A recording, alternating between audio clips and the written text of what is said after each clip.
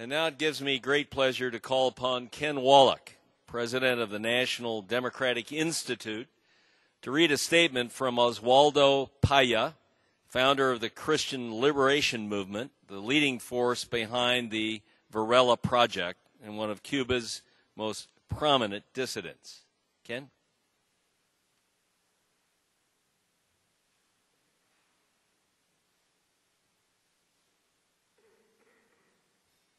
It's a great honor to read excerpts from Oswaldo's statement that he wanted us to read on this occasion.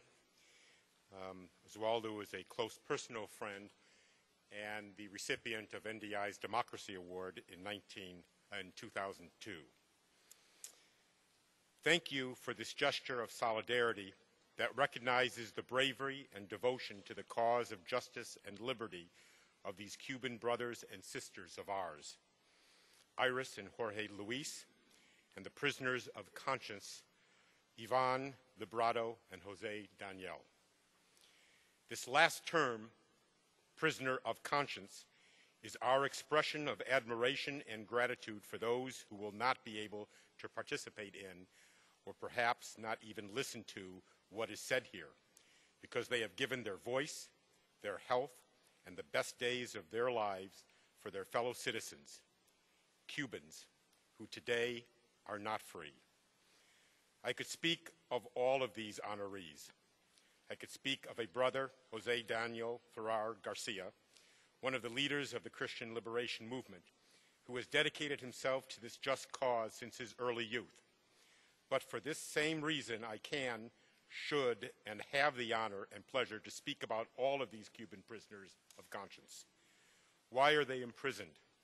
For peacefully defending and promoting the rights of all Cubans, for fearlessly denouncing violations of these rights, and for writing and speaking the truth, which in Cuba is itself imprisoned.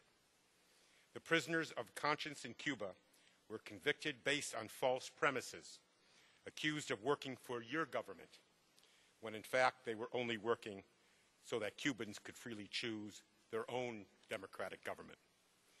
In today's world, many regimes establish and then sustain themselves in the name of defending the sovereignty of the people. Meanwhile, they take away their citizens' freedom. They silence them and leave them without a voice and without a real opportunity to exercise their sovereign right to determine their own destiny. We, the Cuban people, are not confused by this.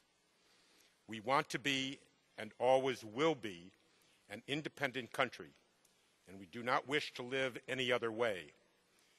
But we also do not know how to, nor can we, nor did we want to, live without freedom. We never chose this regime that oppresses us and leaves us without rights. Despite efforts by the Cuban government and others to silence this fact, everyone knows that the mass imprisonments of the March 2003 were meant to eliminate the Varela Project, which opened the path for the Cuban people to claim their rights. We cannot allow this cause, for which many of them were imprisoned, to be forgotten or silenced.